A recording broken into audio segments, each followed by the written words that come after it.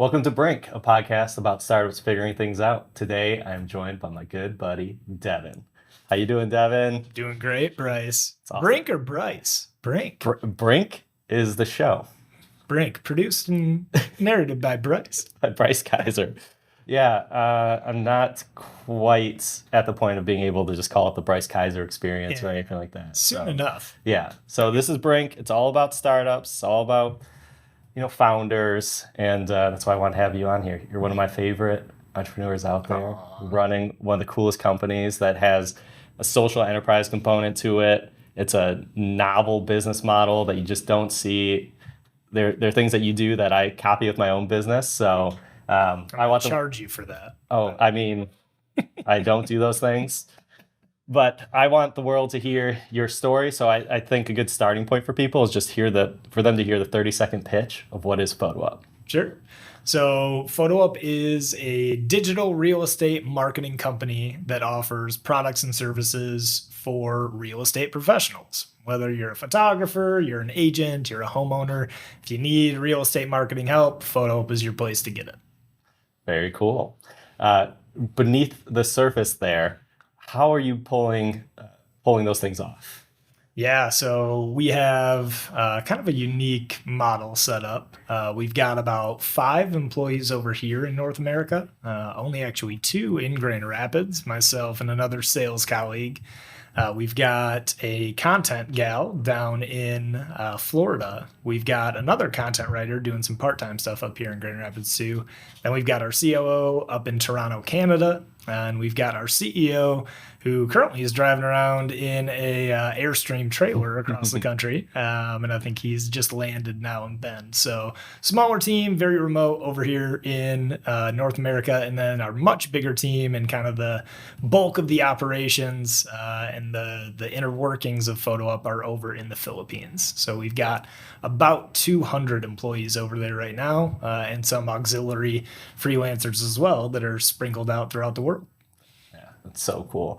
Yeah, so that's 200 plus employees, and you've got a CEO who's traveling around in an Airstream van right now. That's crazy that you guys are able to. Remoteness, I mean, has definitely been a component of what we do. Obviously, through kind of the pandemic times, we've had to kind of extrapolate on that and move even more remote, which has had some challenges. But now I think we've got a pretty good model in place. And yeah, we're still continuing to grow even through kind of the pandemic, which is good.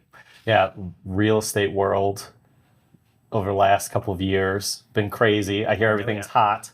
And then I hear things cool down. And then, I never know what's what. I was one of those people who just bought my house in the middle of all that, and now I'm trapped forever, and I'm not going to move. Well, you got a great interest rate. Don't leave. Yeah, so now move. But what? Tell me about the dynamics of running a real estate focused business through that time, and then like looking ahead. What's that changing for you? Like, how are you preparing for the future based off of that? Yeah, I think kind of to go back even to like 2019 for us. Up until kind of the pandemic hit, we actually were over in the Philippines in early 2020, in February of 2020, and not even realizing how big this thing was going to get. And I remember walking into the Taipei airport off of a flight, and I was literally the only human being in that airport without a mask on.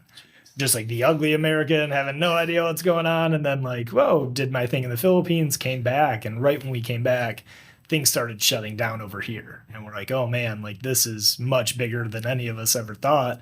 How are we going to maintain this over with the operations in the Philippines? Over here is fine. We've been working remote. We can do whatever. But out there, they have no mobile internet, right? We only have a certain number of workstations and employees that run around the clock that are using these that have to come into our office. So we acted pretty quickly, and I'm glad we did. And within about a week, we sent all of our executives out to any sort of IT shop around the island of Cebu, bought every single mobile router that we could, and then started loading up all of our workstations into vans, like big U-Haul vans, and delivering them to people's homes who had good power and had some sort of internet capability as a kind of redundant piece so we could stay operational. And this was all before the Philippines said they were doing anything to shut down. Within about another week of us kind of making this decision to do this move, they decided to shut down all employment and all businesses in our little city center and push everybody from home. And they did that within about 48 hours. So had we not done that and kind of been caught with our pants down, we probably would not have been here today. So I'm thankful we did it. And now internet's gotten a lot better over there, which is great. Our employees love the fact that they can work from home. And we kind of encourage that as well. So now we've run kind of a hybrid model where we have a much smaller office, but about half the employees in the office and half of them work from home. Yeah, the technical challenges aside, one of the things that I really loved about your business over the years was just this culture, the company culture that you had over in the Cebu office, where you had 200 employees over there, and everyone's so excited to show up to work, and all these relationships being built, and the funny memes and stuff that you guys were always doing, and ping pong tournaments and all the stuff that you guys would do, and the company culture is a big part of PhotoUp, and then you have to decentralize. So technical issues aside, how were you able to keep the wheels from falling off with the company? It's a great point and something that we have spent a lot of time trying to figure out through the pandemic, right? Because operational stuff was in and of itself a challenge, and we kind of overcame that. But then once we did have the wheels on the bus, it's like, how do we keep these employees engaged? Because the community, the culture, who we were as PhotoUp, how we attracted people was that office. And that was very challenging. Right? One of our biggest events that we did every year, we called it Sports Fest. And we did about a month plus of different activities: basketball, badminton, World of Warcraft online for those who didn't play sports, and all sorts of stuff, which, I mean, we had to just totally pivot how that functioned. And I think the one thing that we did is just try to keep people engaged, even digitally, doing Zoom calls with teams, right? Making sure that they're able to see each other face to face. Started doing community outreach programs. So where we'd go do like beach cleanups. So you stay outside, you socially distance, but you're able to hang out with the people that you've kind of grown up with now, that you built a relationship with, that are your work colleagues. So getting back at least to some semblance of normalcy over there was huge for us, to be getting even back into the office socially distanced, letting our team go out to meals together, right? Having the ability to have a end of the year holiday party where everybody could come. We just did that for the first time last year and had basically all 200 employees show up. And that's incredible. That is who we are as PhotoUp. It's how we built the company, is based on the culture of bringing people together, not only over there, but connecting the dots from kind of our clients and colleagues over here that now have teams of editors that they built over in the Philippines. I think that's something that people don't see on the surface of PhotoUp, that behind the scenes, you are so committed to these employees and helping them through their careers. I remember a story from a couple of years ago where there's an individual who I think, they were a photo editor now, and you would train them on how to do photo editing, but their long-term goal was actually in agriculture. And you set a professional development plan, and you're going to help them get there. And so they're not going to be an employee forever, and you embrace it and you help them. I don't know if you could tell more about that, but I think that's just a really cool thing that you're doing that I just don't see other companies do. Yeah, so setting goals is a big thing. We have kind of a company motto that we've coined as fresh. We have a fresh culture. So what does that mean? I don't know what the heck is fresh. Fresh is an acronym that stands for flourishing, respect, setting goals, and having fun. Or excellence is in there too. FRE excellence. Skipping over excellence. Skipping over excellence. That's a part of it. Get right to having fun. So, but with that, like, that is kind of the cornerstone theme and values of PhotoUp and who we are, and setting goals is a big part of that. And the employee that you mentioned, I believe it was Dotto is the name of the employee. He was a photo editor. He worked for us for years. He had this dream of going out and building his own agricultural farm to also help his family. That was what they had kind of done. And he had been sent out to go work and get skills to be able to provide for his family. And he wanted to then amass enough wealth to be able to help his family farm their land and grow that. Yeah. He's doing that today. So he was able to live that dream, go out, do that. We had another gal who worked on our support team who had this bigger vision of moving into agriculture as well. That was a big thing she wanted to do. She's now helping run, I believe it's a strawberry farm over in Cebu, and she's kind of the lead organizer of that piece. So we've had, a ton of those success stories. When an employee leaves PhotoUp, it's never a sad thing. It's a congratulatory celebration of they're on to the next bigger and better thing. Mm-hmm. And how do we facilitate that and support that movement for them to be able to do the next big thing that they want to do? We certainly have employees now, even who have been with us 8-10 years, mm-hmm. right? And they're now the executives of the company running the show over there. But we have a ton of employees who this is a stepping stone for them, right? This is a way to get some skills, to get just experience in the job market, and then use that to kind of launch themselves into the next bigger and better thing. That's awesome. Yeah. We got about 5 more minutes here. Before I ask a couple more of my questions, is there anything else you think the world should know about PhotoUp?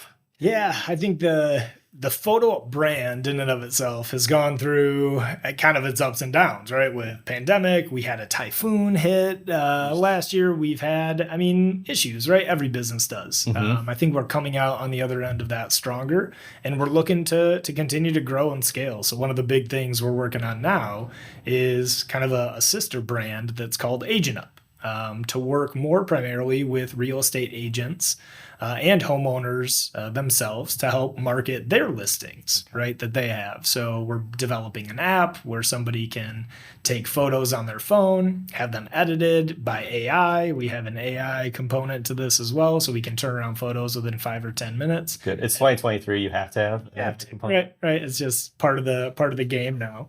So with that, just trying to get more tools into the hands of more people, and make it a lot easier to market a listing. So what those photos that I take from my phone or with a photographer, can I virtually stage them and put virtual furniture in that room? Can I build a property website that's dedicated to my house or my listing? Can I do a virtual tour, a 360 tour to actually click and walk through a space? So there's a lot of technology that's being put into real estate marketing now, and we're just trying to be on the forefront of that and give people easy to use tools so they can market their listing in a digital sense. Okay, cool. Switching gears a little bit from just from an owner's perspective. Yeah.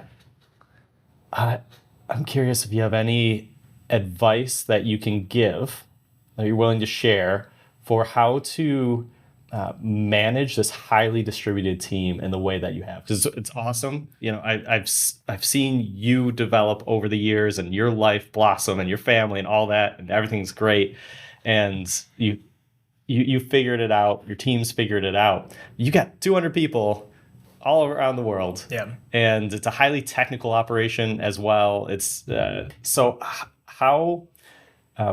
how do you manage that? Any tips for anyone? Because I think you have a beautiful model. It's social enterprise. It's helping people out. But you've also found work-life balance as well. It's a thriving company. There's so many great things. So any tips?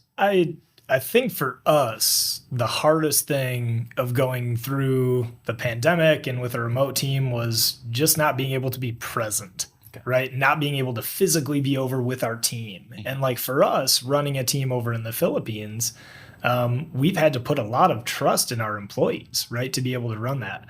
Luckily, we have some amazing, amazing people over there that have been able to do that. And I think for us, it was the realization of, we don't have to have so much physical control, but we have to have and employ great people. Mm-hmm. And we've been able to do that. And I don't think there's anything that can match the power of your presence, of being there. But that presence doesn't have to be necessarily you individually. You need to be present for the people that you need to be present for, but there are people that you can coach and teach and build and be able to give them opportunities to be present for their people. And I think we've been able to do that through the past 3 years. So that team over there, we have 3 VPs that are absolute, and it's cliche, but they're friggin' rock stars. And they do everything. They run the freaking show for us over there. And they're incredible. And we haven't been back since early 2020. So we're planning to hopefully get back later this year. And we can't wait. And it's going to be so exciting and fun. But it's not needed operationally. The team and the presence and the community and the culture that they built over there has now come from kind of dictated by us to it's grown and flourished through them, which is super cool. That's so cool. All right.